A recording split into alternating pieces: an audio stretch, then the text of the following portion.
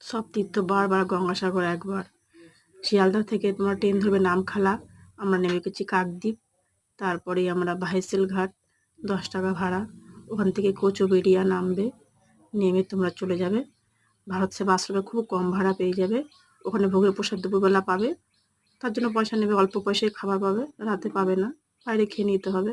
তারপরে সন্ধ্যেবেলা চলে এলাম কপিলমুনির আশ্রম, একজন সাধু আছে মানে আমাদেরই চেনা, যাই হোক তিনি আমাদের খাইয়েছিল। তোমরা যাবে, খুবই সুন্দর একটা জায়গা, চারিদিকে এত মন্দির, মানে অসাধারণ, স্বপ্নের দেশ। একটু ভিডিওটা লম্বা হয়ে গেল, তোমরা দেখো, খুবই ভালো লাগবে। দুঃখের বিষয় একটু ছিল ওখানে একবার, যে 3টে গ্রাম ভেসে গেছে, খুব খারাপ লাগছিল, কিন্তু খুবই একটা সুন্দর জায়গা। কম পয়সায় তোমরা ঘুরে আসতে পারো।